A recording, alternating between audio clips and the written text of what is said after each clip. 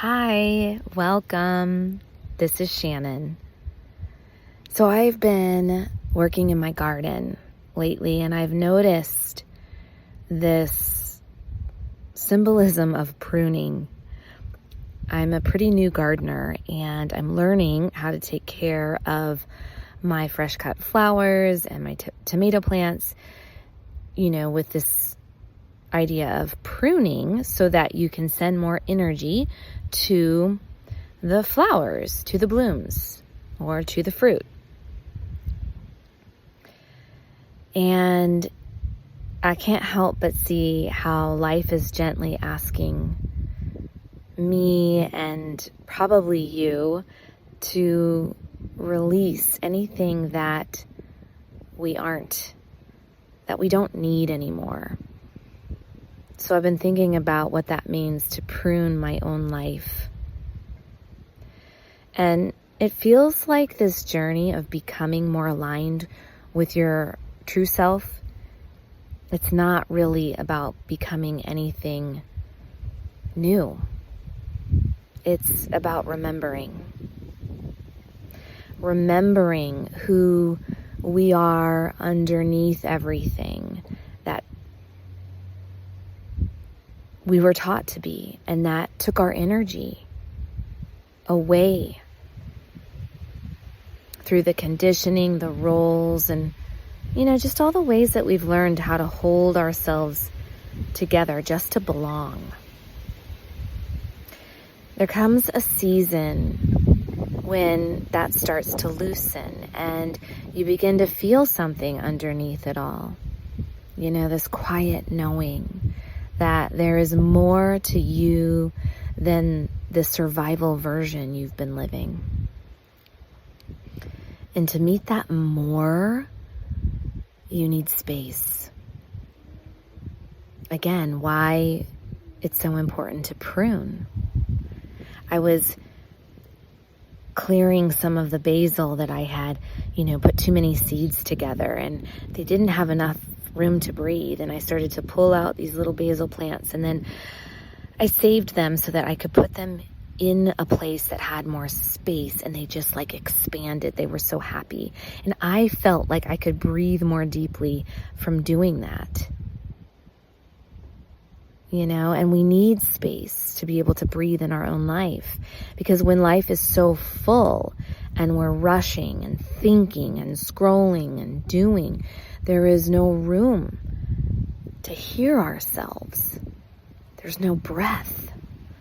There's no pause long enough for anything deeper to rise.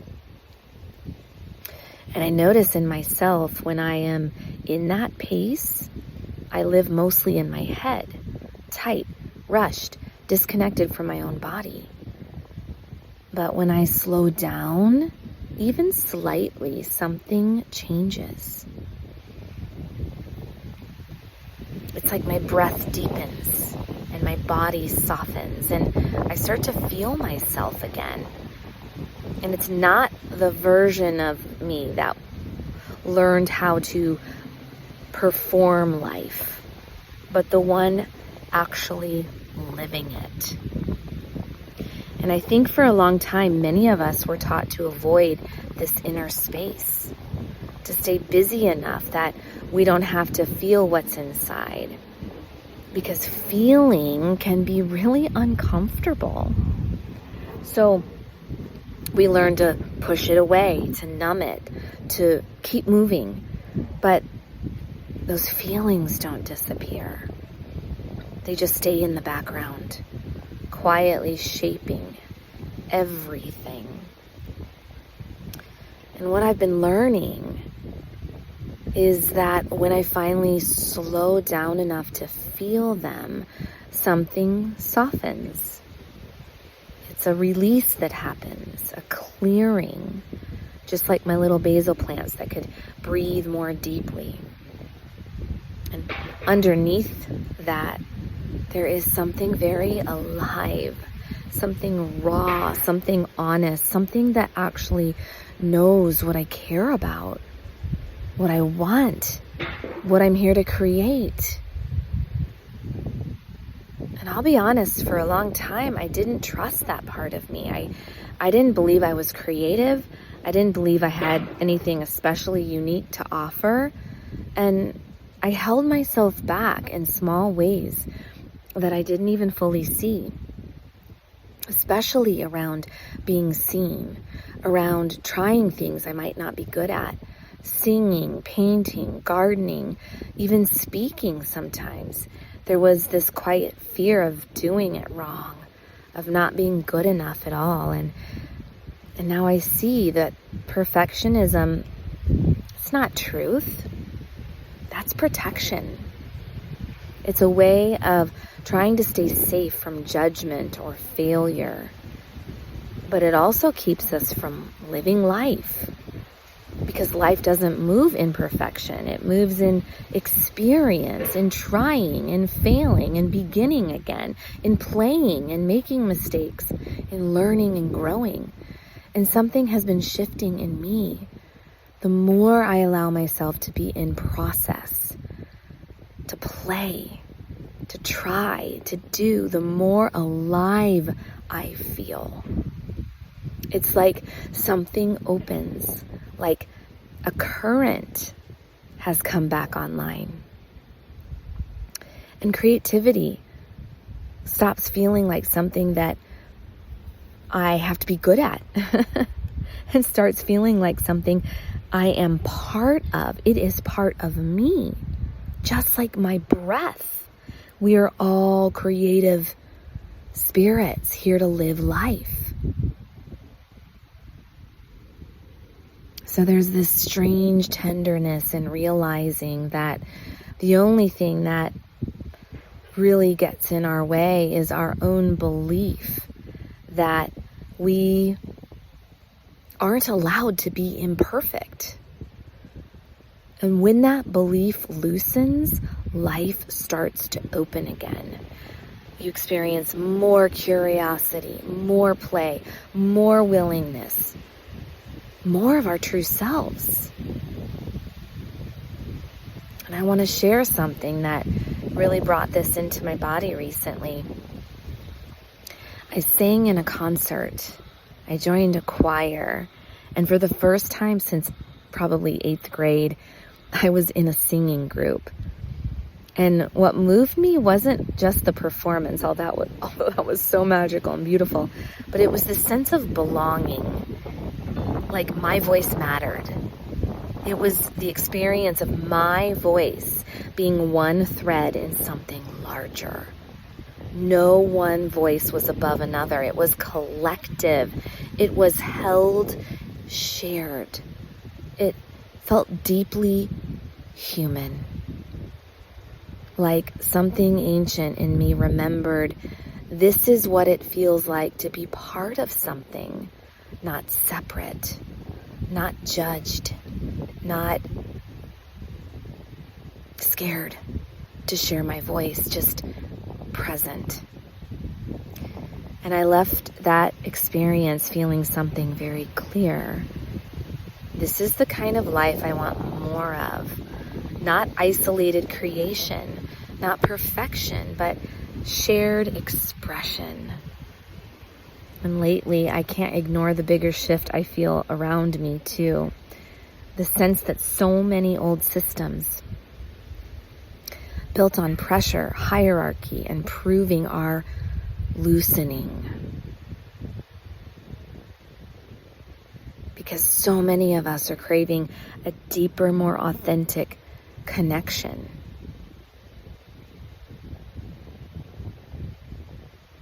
We want to experience something in the here and now, in our daily lives, in our body, in the way we show up. Because I think it's really about something very simple.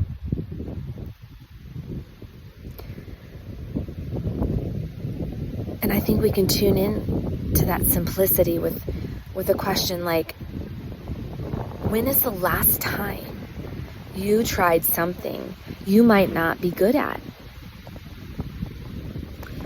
I've been choosing to answer that question more honestly. And you might hear the wind. It's a pretty windy day to be recording, but as I've told you, I'm taking you on my nature walks and explorations, and with that comes the sounds around me. But there's symbolism in the wind. We are going through change. And when we allow ourselves to be uncomfortable and try things we may not be good at, we learn and grow and expand and tune into our rawness, to our aliveness. So for me, I'm remembering how to make sourdough again, and I'm learning how to grow a garden. I'm learning how to grow flowers. I'm learning how to sing with a group. I'm learning how to record a podcast with airplanes over my head and not being overly concerned about the sound. Because this isn't about being polished. It's not about being perfect. It's about feeling alive. And I think that's the invitation underneath all of this, to come back into our aliveness together. To let yourself enjoy the process of things again, not for the perfect outcome, but just to begin, to try. Messy, imperfect, present. And if you want to be in that kind of space with others, I'm creating that too. Through community, through writing, through gatherings that are forming slowly and naturally. Because I don't think we are meant to do this alone. I think we are meant to remember together.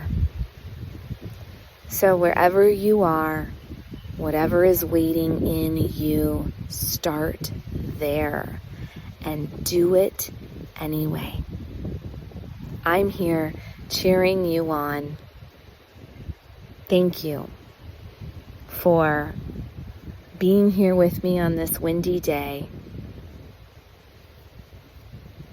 Thank you for being you. And I will see you next time.